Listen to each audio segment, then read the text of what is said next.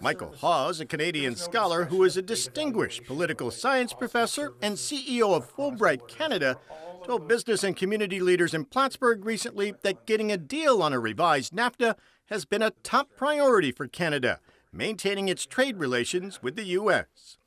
Prime Minister Justin Trudeau, who won re-election in October but lost his majority in Parliament, is now trying to balance a politically divided country.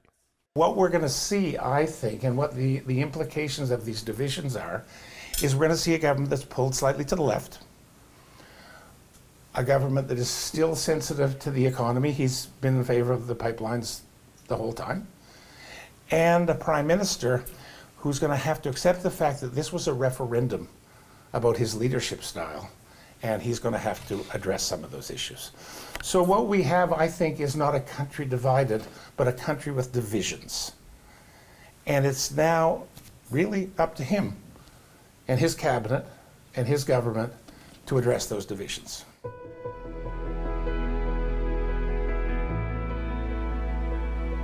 And Michael Hawes joins us now. Welcome back. It's good to see you again. Thank you. I'm glad to be here. When you last joined us back in March of 2017, I think it was, President Trump had just taken office. And given the political climate in Washington, we talked about whether there could be a change in U.S.-Canada relations. Well, now we have some evidence. Yeah. How are the relations now? Are they good? I think they're much better than they were a year ago. When we have a situation where one government would like a fundamental change in the relationship, and I'm speaking specifically about the renegotiation of the trade agreement, and where in both cases this is a very significant part of the relationship, there's bound to be some tension.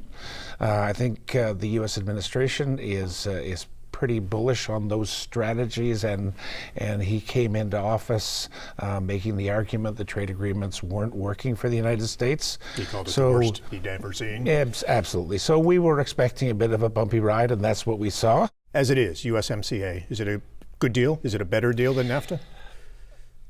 That's a good question.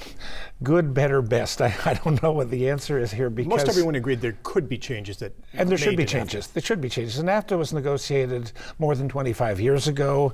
At the time, data valuation, for instance, wasn't a big deal, and it clearly is now. Services play a much bigger part of the economy than they did then. Issues relating to things like stamping have long since been resolved. So we, in the negotiations that led up to the ill-fated Trans-Pacific Partnership, many of those issues were already addressed. So we had a bit of a template to work with. I think many of those got into the agreement. There's going to be, in any new agreement, some winners and losers. Some more traditional industries like dairy in Quebec were affected negatively. But if I recall correctly, the TPP was also going to take more or less that strategy with respect to some of these existing arrangements. So I think it's both an update and a bit of an upgrade. You know, the bottom line is countries need to live in an environment where trade and commerce is predictable. We Canadians, we Americans, whoever we happen to be, are not going to get everything we want. I think it's a bit of an upgrade, and it's definitely an appropriately updated Is it agreement. Critical for manufacturers here in the North Country, in northern New York, to make sure that trade back and forth across the border continues, where you have cars and subways and buses going back and forth, that free flow Absolutely. continues? That part is the core of any trade agreement, and I think that needed less updating than the other piece. But I think for the economy to healthy, you have to be both.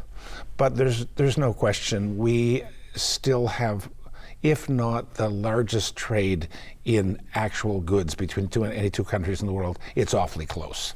And it is critical to the employment prospects and economic health of a very large majority of people, most particularly those people who live near the border in both countries. Was there a lot of anger over the tariffs? Yes, absolutely. It seemed punitive and unnecessary. And again, what happens in a lot of negotiations, if things don't go well, one side or the other, in this case both, took the position that, if you're going to do X, then I'm going to do X plus. And so we got a little bit out of control there. We also, both sides had very committed negotiators. So these were not individuals who saw this as a sort of quiet, nice diplomatic game. These folks were playing hardball. There were the tariffs, then there was the nastiness around the time of the G7 last year. Yep. Is that water under the bridge, or do you think there's a lingering strain between relations between the Prime Minister and President Trump because of that? No, I don't think there's a lingering strain. I think the Prime Minister and the President are grown-ups. I think they understand that there's going to be tensions in the relationship. I think the Prime Minister's focus this past 6 months has not been on how he's been viewed outside the country, but how he's viewed inside the country. There are many people, including myself, that believe this last election was an actual referendum on the Prime Minister. It was less about policy than about persons. So, he doesn't consult me, but if I were giving you my best guess, I think that his real focus has been on how he presents himself to the Canadian people. And I think moving forward, his challenge is going to be, now he's going to rule with a minority government, and he's lost a lot of support in Quebec, which is an issue he needs to address. Yeah. And there's a bit of the talk tonight is called a divided country ?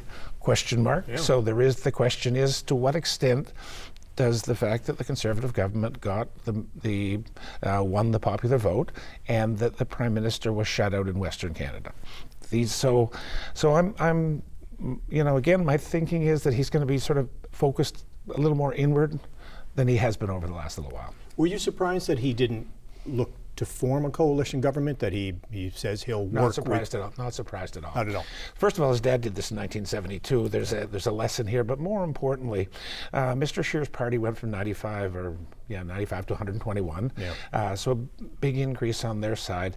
But they have a clear agenda on the right, but the left is made up of the Liberals, the NDP, and the Greens. The truth of the matter, with 157 seats, Mr. Singh is not going to vote with the Conservatives on any major issue. He doesn't have much money, and they lost some seats. They need to regroup, so there's no interest in him creating a situation where there'd have to be another election. And the Greens are, again, not going to vote for the Conservatives. So I think Mr. Trudeau's thinking is, under most circumstances, he's going to be able to carry any vote. So let's wait and see each time and decide on a case-by-case basis. Does he have to work with his friends in Quebec and the Bloc on issues that matter to Quebec? Does he have to work with his friends in the NDP on issues that matter to their constituents in rural Ontario or British Columbia? Frankly, if it were me, I would have chosen exactly that path. It's the sensible way forward, and I think he has to address the fact that some Canadians had lost a little confidence in him. You talk about the divided country. How tough is that going to be for him to govern with these two factions? You've got the Conservatives, you've got the Western provinces, Alberta and Saskatchewan, not a single MP that's Liberal. And they lost two very senior cabinet ministers. They did. Yeah. And then the Bloc Québécois, now 32 seats, yep. and that stronghold in Quebec. How difficult will it be to try to balance those factions?